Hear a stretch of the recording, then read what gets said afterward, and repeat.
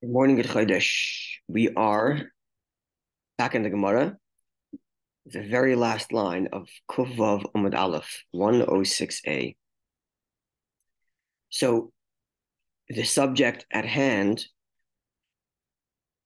has been the relationship between Kiddush, Havdalah, and a meal, respectively. That's been the subject. It was propelled way back because we're talking about someone who's eating on Friday afternoon and what he does when he encounters Kiddush, comparing that with Havdalah. And when it comes to Havdalah, it's a different rule for a number of reasons, which we're going to explore over the next little while. And the part of it is something we discussed earlier, which is the Kiddush requires a meal in its place for it to be fulfilled. Havdalah does not require a meal in its place for it to be fulfilled. Number one. Number two, when it comes to Kiddush, you want to extend Shabbos. So Kiddush earlier better, Havdalah later, we're okay with that. Right? It's another element. What were some of the other elements? I think that's it. Maybe missing other ones. So this created all these different laws that we're exploring here about Don't have the bread on the table. having the bread, not having the bread on the table, because the meal is not supposed to be there, right? So all these laws are there. So some of the laws we learned yesterday are actually going to be related to the Gemara we did today, which is the question of Havdalah in relation to a meal. So let's see. Amar Rav Bruna, Amar Rav, the very last lines. Amar Rav Bruna, Amar Rav. Rav Bruna taught in the name of Rav. Top of Kuvav Medbeis, 106b. Anoitel Yadav, one who washed his hands on Friday night, Lo Yekadesh, should not make Kiddush, but rather, where Rashi puts it, he should, No, I'm sorry, the way Rashbam puts it, I should say, is someone else should make Kiddush for him. Because if he does make Kiddush, and this Rashi does say, that's considered an interruption between his washing and his eating, and he would never have to wash again. We touched upon it a little bit, but we'll see. It's not a settled issue, as we'll see. And as with all the laws of Kiddush, it all comes down to that big chapter 278 and 271. I'm sorry, in the Shulchan Aruch, which we're going to get to later, but we're going to look at the Havdalah things as we go along. So again, one who washes his hands, Rav Bruna says in the name of Rav. This is important. He says in the name of Rav that if someone washes hands, he shouldn't be making Kiddush now. Someone else should make Kiddush for him. And because if he does, that's an interruption and he has to wash again. Okay. Amar lahu Rav Yitzchak bar Shmuel bar Marta. So Rav Yitzchak, son of Shmuel, son of Marta, told Rav Bruna, Akati loy noch nafshe de Rav. Rav hasn't passed away yet. He hasn't even died yet. And Shachichinu lishmaita, and we forgot what he taught us already. So clearly both Rav Yitzchak and Rav Bruna were students of Rav. And Rav Bruna makes a statement in the name of their teacher. And Rav Yitzchak says our teacher hasn't even passed away yet. And you forget what he taught us already? So he explained, Zimnin Sagi and Havakamina Kamirav, the Rav. Multiple times I was in the presence of our teacher Rav. And Zimnin at times, Dechaviva la Rifta. At times, he desired bread. He was very hungry. And therefore, Makadosh Arifta, he would make Kiddush on bread. And Zimnin, at times, the Chaviva Le'echamra, he was in the mood for wine better. Makadosh Achamra, he would make Kiddush on wine. End quote, end interaction. What is he saying from here? Whatever Yitzchak is saying, you cannot claim that the recitation of Kiddush is an interruption between washing and eating, because then it would be forbidden to make Kiddush on challah. Because if you're making Kiddush on bread, on challah, what you're doing is you're washing your hands, you're picking up the bread, you're reciting Yom HaShishi, you're saying Hamoitzi, you're reciting Kiddush, and then you're eating. Yeah, what would be your response if this was the question posed to you? If you were Rav Bruna and you said Kiddush is an interruption between washing and eating, and someone responded and said, well, hey, Rav used to make Kiddush on bread. Says clearly Kiddush is not an interruption between washing and eating. What would your response be? Maybe it would be only in that circumstance that when you make Kiddush on bread, that's when it's not an interruption. But if you're making Kiddush on wine, it is an interruption. But Rav Bruna doesn't respond that way. And from there derives the Rashbam, and this becomes the halacha that we're going to learn in the Shulchan Aruch when we get there, is that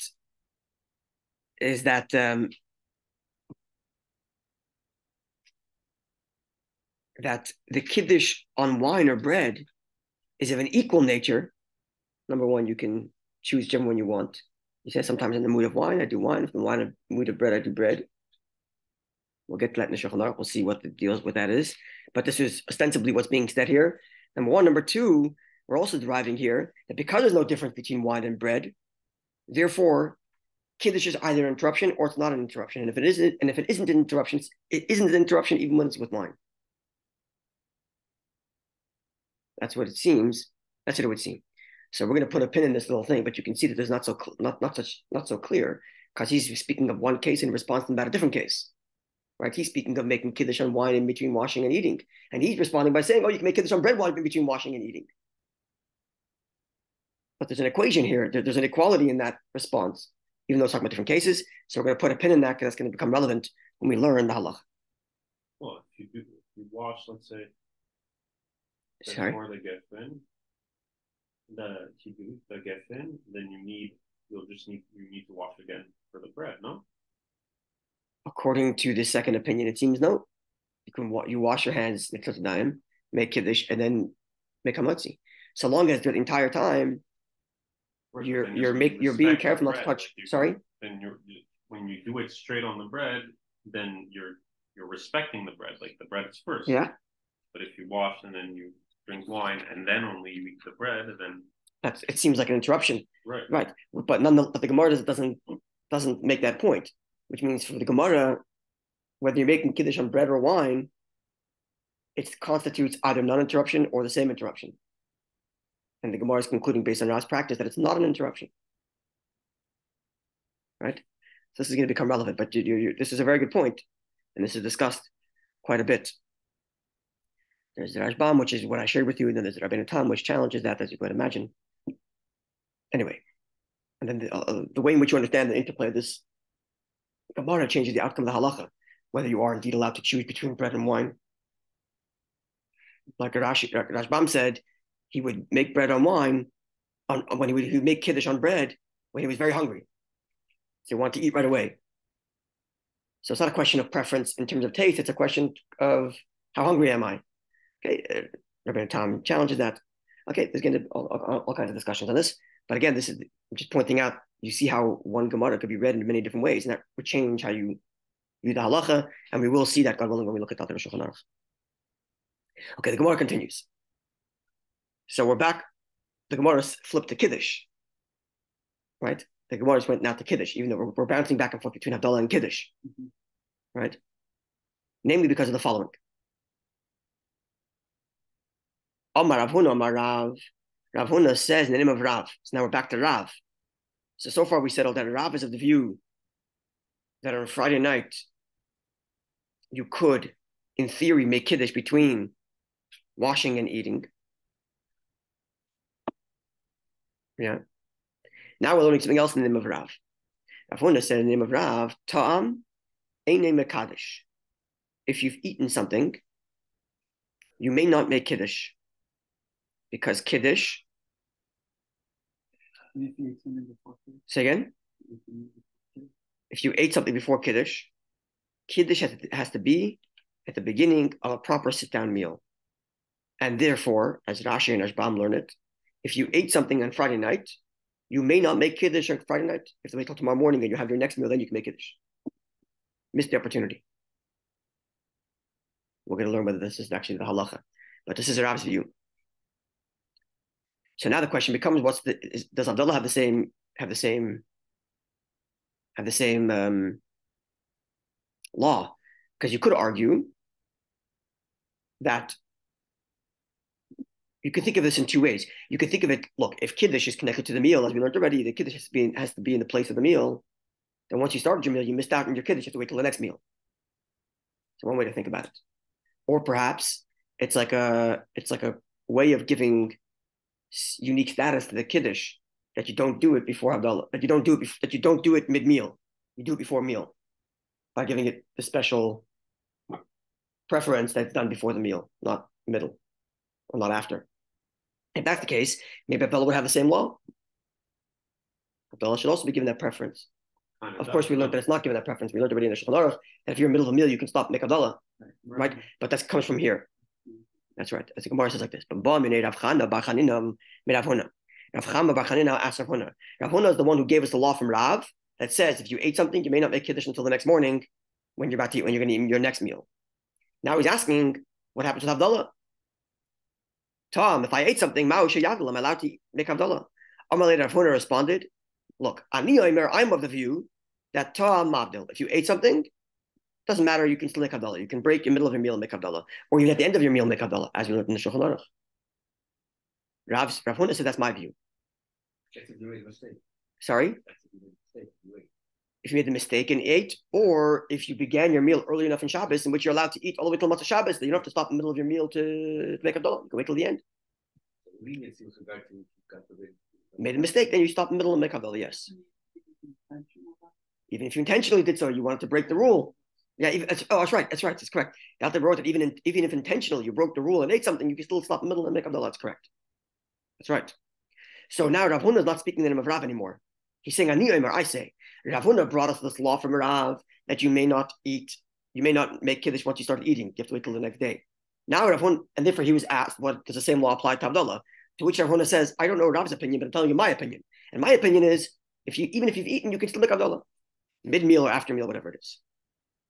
Rav Asi Amar, but Rav Huna says, I know that Rav Asi says, Tom Eina Mavdil. Now, once you've eaten, you may not make Havdalah. So Rav Asi applies the same standard of Kiddush to Havdalah. In the same way, you cannot disrespect the Kiddush by putting it after your meal or middle of your meal. You may not disrespect Havdalah putting it in middle of your meal or after your meal. And therefore, if you ate something on Saturday night, you have to wait till the next day to make Havdalah before your meal.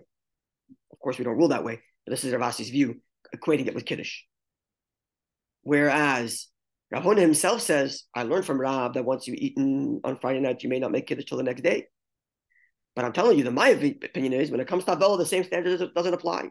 And if you're middle of eating, make Havdalah. Even if you ate something, you can still make Havdalah. Okay. Yeah? When you're talking about meals, are they talking about a formal meal, or does it include snacking?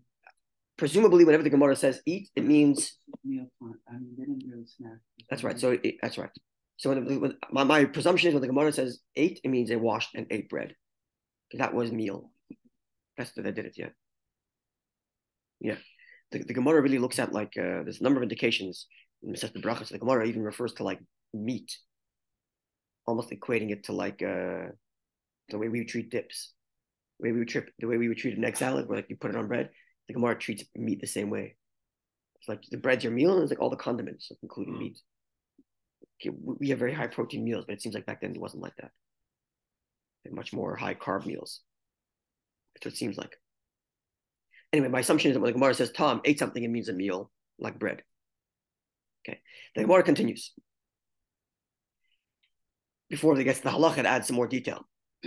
Rav Yirmiyah bar Abba equal to Rav Asi. Now, Rav Yirmiyah bar Abba ended up in the home of Rav Asi. Now, remember, Rav Asi is of the view, not like Rav Huna. Rav Asi is of the view that once you eat something, you may not make Havdalah till the next morning. That's Rav Asi's view. Mm-hmm. Yeah. So he has now a guest, Rabbi Yirmiyah, son of Abba. So that's a nice little story. Ishtali, Rabbi Yirmiyah forgot. V'to'am midi, and he ate something on Motzei Shabbos, a Saturday night. And then Havdalah Kisei, they brought him a cup. The Ivdal, and he made Havdalah. Amra le de Besayu.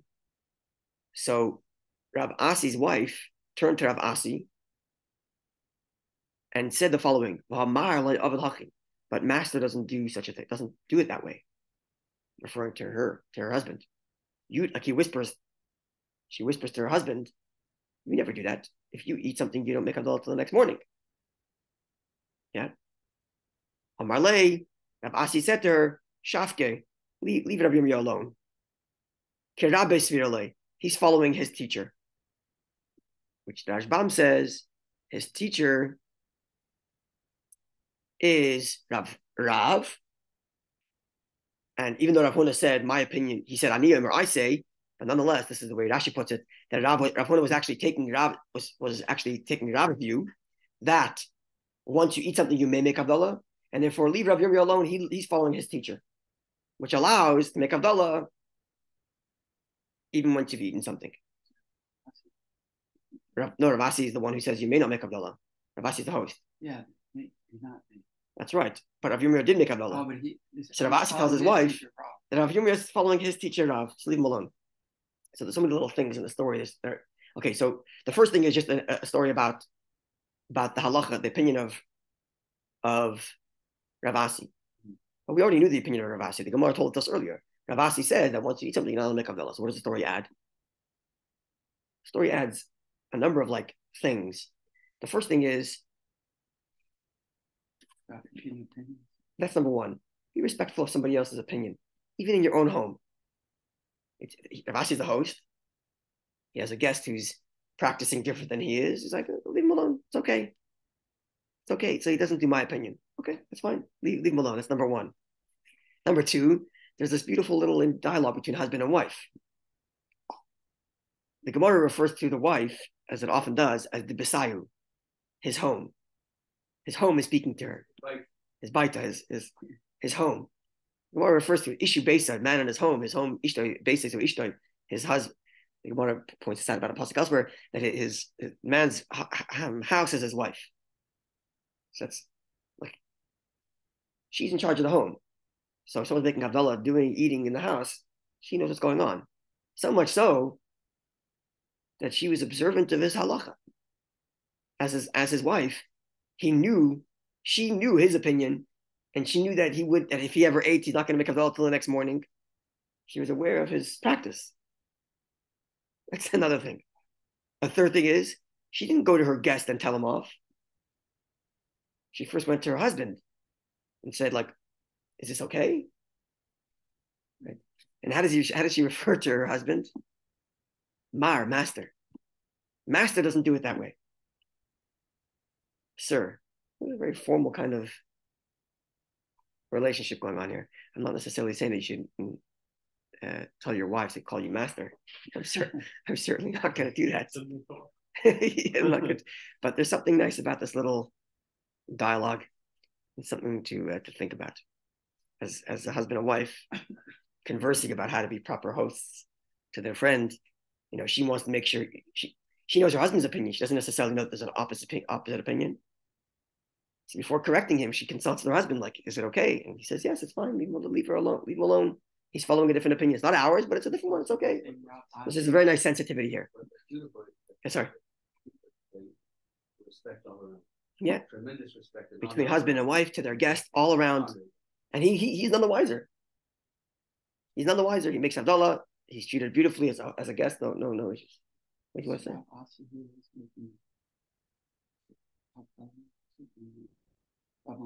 That's Rav Ashi. Shin. Oh, okay. To the Samach. That's sort of a similar theme. He didn't want to impose his view. He wanted to. He didn't want to impose his. That's a good point. Yeah, when Rav Ashi came to what was it? He came to Masamachat. Where did he come to? No, sorry. Maybe Masamachas, yes. Anyway, he came to town and he wanted to make sure he's doing their opinion, not to impose his opinion on them. Yeah. Right. Yes, indeed. Yeah. Okay, so let's conclude. Amar Rav Yosef, Amar Shmuel. Rav Yosef says the name of Shmuel. So this is not Rav. This is Shmuel. Shmuel is Rav's counterpart, Rav's contemporary, who are often of different schools of thought. So Rav Yosef says the name of Shmuel. Tam Eine Makadesh. If he ate something, he may not make Kiddush. Tam Eine Havdalah. He ate something, he may not make Havdalah. So he's complete opposite of Rav. So if Rav, as Rav Huna reports, it says, no, sorry, it's halfway like Rav. Because Rav says, Kiddush, you may make mid-meal. No, sorry. Kiddush, you may not make mid-meal. Havdalah, you may make mid-meal. Shmuel is more like Rav Asi, who says no Kiddush, no Havdalah mid-meal. You got to wait till the next day before your meal to make Havdalah or Kiddush. Okay. Rabba Amar Rav Nachman Amar Shmuel. But Rabba, in the name of Nachman, said the name of Rabbi Shmuel. So now there's two different versions of Rabbi Shmuel. The first one was from Yosef, now it's from Rabba and Rav Nachman, which said, Ta'am Makadesh, Ta'am Mavdil. You ate something, you may make Kiddush. You ate something, you may make Havdalah. That's our view. We learned that about Havdalah already before, that if you're mid-meal, you can stop and make Havdalah in the middle of your meal. And we learned about Kiddush as well. If you're mid-meal on Friday afternoon, you can cover the bread and make Kiddush in the middle. Right? So we actually go both cases, extreme opposite, that you may make Havdalah mid-meal or make Kiddush. Continues the Gemara on top of Pezayim with Aleph 107a. Because they were eating on Friday. Eating before the time for Kiddush. You're saying they're allowed to? Came into play. I thought the eating here was when the time to make Kiddush has already come into play. Would it make a difference? Maybe. I don't think I'm not sure. Okay, maybe. But here, when it could be. So he's adding it. He's saying even if you accidentally ate the wrong time, you still be able to make Havdalah Kiddush in the middle. So he's actually adding to it. You're right. That could be correct. But is it you can make Kiddush in the middle or Havdalah in the middle, or is it like you have to? You have to. As soon as you remember, you have to. We learned yesterday in the halacha Havdalah in the middle, you have to. But according to the other opinions, you're not allowed to until you're done, until the next day when you're going to begin your meal and do Havdalah first, according to the other opinions. Because it's disrespectful to a Kiddush Havdalah to like stick it in mid-meal. You have to, tomorrow morning, before your meal, make Havdalah. Or make Kiddush, according to that opinion. Okay? Top of Kizayim with Aleph, top of 107a, we're concluding this little discussion.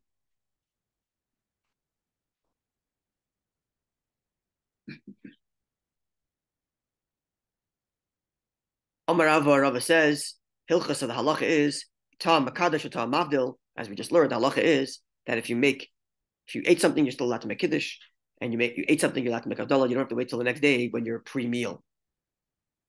And furthermore, as we learned, Mishalai Kiddush Ber Shabbos, one who doesn't make Kiddush on Friday night, Mekadesh v'hayla kolayim kulay, he can make Kiddush all day long, ad motzei Shabbos, until Saturday night, until Shabbos is out.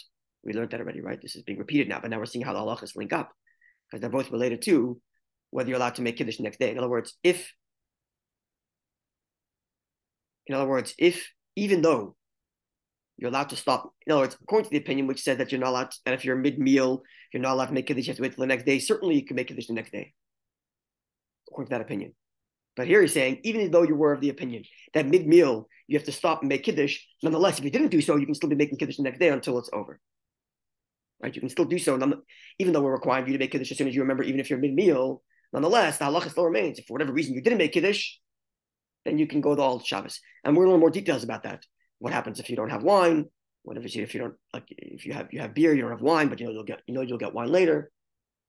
Those are details that we'll discuss. Okay, continuing. And likewise, if one didn't make Havdalah on Saturday night, you can be making Shabbos all week, which we learned. Week in this regard goes until Wednesday. Yeah. Ameimar, when he would teach this, he would teach it as follows. When he would teach this teaching from Rava, which just gave us this rundown, that you're allowed to eat, you're allowed to make Kiddush mid-meal, and you're allowed to make Havdalah mid-meal, and you're allowed to make Kiddush all Shabbos, if it so happens you miss Kiddush early, and you're allowed to make Havdalah till Wednesday. When Ameimar would teach it, he would teach it b'hailish in the following language. Amar Rava says, Hilchas the halacha is, Ta'am Makadesh, if you ate something, you may make Kiddush mid-meal, you don't have to wait till the next day. Ta'am Mavdil, if you ate something, you may make Havdalah mid-meal and don't have to wait till the next day. And Mishalot Kiddush Ber Shabbos, one who didn't make Kiddush on Friday night, Mekadesh v'hayla kol hayoyim, you can make Kiddush all day, all day. He doesn't say the words until Motzei Shabbos, but he says all day, which I imagine is no change. No, that I don't think is any change. I don't see any commentary and any change there, but you'll see in a second where there is a change. don't think there's any change on this words, but here, even though it doesn't say it, but here's the next one. Misha lahivdul mata Shabbos. If one didn't make Havdalah on Saturday night, he can make Havdalah kol hayom kulei all day long. Doesn't say all week. It says all day. Right? And that for Havdalah, which sounds like a different opinion. It only goes until Sunday. But anyway, we will see, God willing.